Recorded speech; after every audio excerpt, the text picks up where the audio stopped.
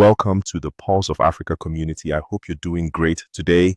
If you're joining us for the first time, don't hesitate to like, share, and subscribe to stay informed and connected to Africa's most important news reports. Your engagements will help this video to reach more people. Thank you very much. Okay, everyone, let's talk about DStv. We all know it, many of us love it, or at least tolerate it, but is it about to disappear from our screens? That's the big question, and according to Ghanaian MP Sam George, the answer might be a resounding yes, and sooner than you think. We're talking August 7th. Now the gist of it all boils down to one thing: price. Sam George is essentially saying that DStv's pricing in Ghana is completely unreasonable and disproportionate compared to what viewers in other African countries, even South Africa itself, pay for the same damn content. And he's not just throwing words around, he's backing it up with some serious heat. He's arguing, and rightfully so, that DStv is essentially taking advantage of the Ghanaian market, charging exorbitant prices that don't reflect the economic realities of the country. Think about it, you're paying almost the same amount as someone in South Africa, but earning significantly less. It just doesn't add up, does it? To put this into perspective, let's look at a hypothetical scenario. Let's say you're paying, let's just pick a number, 300 Ghana cedis for a specific DStv package. Now imagine someone in South Africa is paying the equivalent of 350 rands for the exact same channels. Sounds similar, right?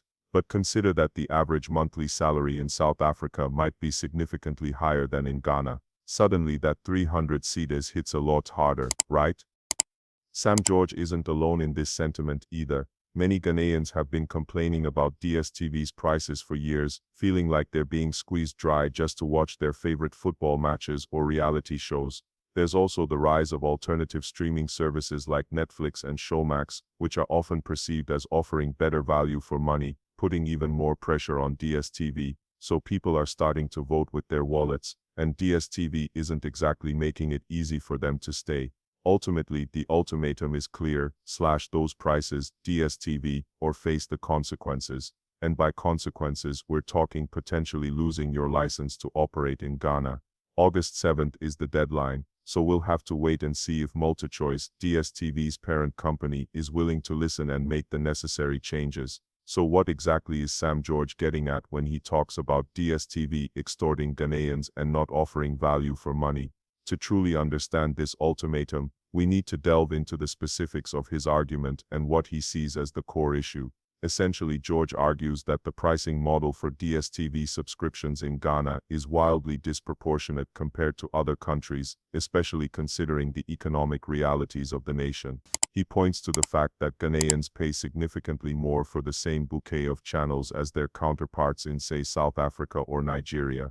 This disparity, in his view, is unjustifiable and reeks of exploitation. Think about it. Imagine paying $50 a month for a service that someone in another country, with a similar or even higher average income, only pays $30 for. Wouldn't you feel like you're being taken advantage of? This is the sentiment fueling George's outrage and driving his push for DStv to reevaluate its pricing strategy. But the argument goes beyond simply the price tag. George also emphasizes the quality of service and the perceived lack of customization available to Ghanaian subscribers. He highlights the fact that DStv bundles channels together, forcing users to pay for content they may not even watch.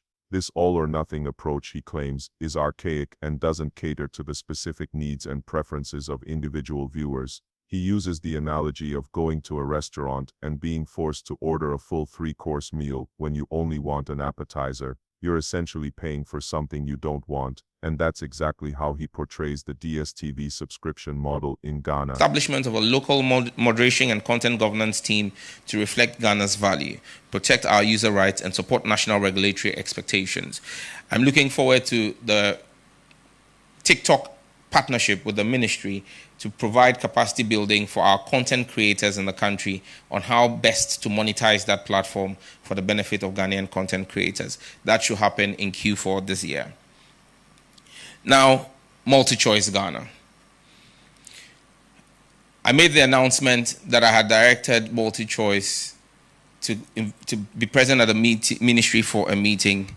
At that meeting, we requested a 30% reduction in pricing for subscribers of MultiChoice Ghana's packages. The meeting addressed public concerns about affordability, value for money, and fairness in service delivery. I made clear the ministry's expectation that pricing structures had to be responsive to Ghana's current economic context. I made a formal request of 30% reduction in the package pricing and gave a deadline of July 21st for a formal response from MultiChoice. On the 21st of July this year, I received a 9-page letter from MultiChoice detailing why they were refusing to reduce their pricing. Their reasons included that the cedi had depreciated in the preceding 8 years by 240%.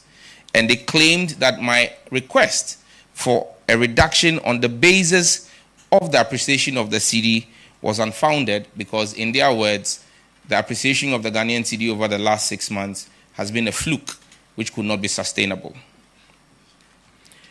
As minister, my fidelity is to the Ghanaian people. I have had to act in the interest of the Ghanaian people.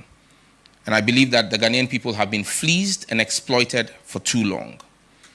I wrote back to the NCA on Monday and directed the NCA in that letter to suspend the broadcasting license of DStv effective 7th of August 2025 if they fail to effect a reduction in their bundle prices. I cannot, as minister, serving the Ghanaian people, continue to watch what can best be described as plain stealing happening to the Ghanaian people. In my letter to them, I gave them scenarios from 7 markets that DStv is operating in. The same content in the premium bouquet that is offered to Ghanaians for $83 equivalent is offered to Nigerians for $29 equivalent. How can anyone explain this price disparity to me? Enough of the mistreatment of the Ghanaian consumer.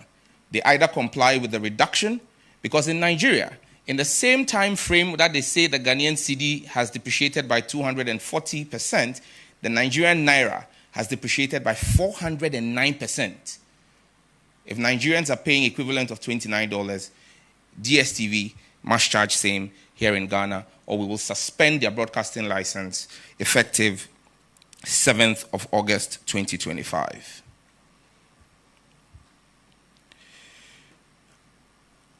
The ministry would continue to leverage our public, private, and bilateral partnerships to expand digital opportunities, attract investment, and catalyze structural reforms across the ICT sector. In telecom sector restructuring, there's a major realignment underway with Airtel Tigo.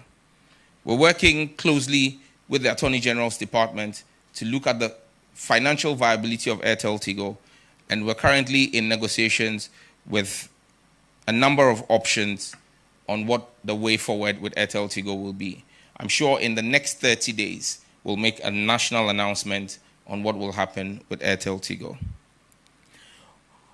On youth and skills development, apart from the strategic partnerships that we have signed with Huawei and Google, we have also signed strategic partnerships with MTN and Telecel, 2 telecom operators in the country, to train and help co-develop Ghana's National Artificial Intelligence Innovation Center. This agreement will see the commitment of critical resource to the training of 5,000 young people in artificial intelligence and related digital skills over the next 18 months. MTN Ghana, as part of their contribution to government, is building a $25 million artificial intelligence innovation center at the Accra Digital Center in Circle. This partnership will strengthen Ghana's institutional and workforce readiness for AI adoption. Earlier this year, the ministry signed an MOU with the UAE government to co-develop a $1 billion Ghana UAE Innovation Hub. The project will anchor high-tech manufacturing, startup incubation, and digital services with a multi-phase construction scheduled to commence in 2026. Currently, we have just completed work with the Lands Commission in identifying the 25-kilometer square land in Dawa in the Ningo Prampram district to begin the construction work. Furthermore, George criticizes the lack of local content integration on DStv platforms. While DStv does offer some Ghanaian channels, He argues that the representation is insufficient and doesn't adequately reflect the vibrant culture and diverse talent pool within the country. He believes that DStv should actively invest in producing and showcasing more local programming, giving Ghanaian artists and filmmakers a platform to reach a wider audience. In essence, Sam George's argument boils down to a simple equation: are Ghanaians getting fair value for their money when it comes to DStv subscriptions? He firmly believes the answer is no, and he's determined to force DStv to address these concerns before the August 7th deadline. He paints a picture of a company exploiting a vulnerable market, offering overpriced and inflexible services, and failing to adequately invest in local content. This narrative, resonating with many frustrated DStv subscribers in Ghana, is the driving force behind his bold ultimatum. So, DStv is potentially facing a major shutdown on August 7th if they don't significantly lower their prices. Sam George is sounding the alarm, arguing current pricing is unacceptable and urging DStv to comply with regulations. This could have a huge impact on your viewing options and the entertainment landscape. Now, we need your help to spread the word. Let DStv know your thoughts. Comment below. Do you think the prices are fair? Would you be affected by a shutdown? Click that like button to show your support for fair pricing and demand better options. And subscribe to this channel for the latest updates on this DStv situation, plus all the breaking news and analysis you need to stay informed. Let's make our voices heard. So, what does all this mean for you, the DStv subscriber, and what can you actually do about it?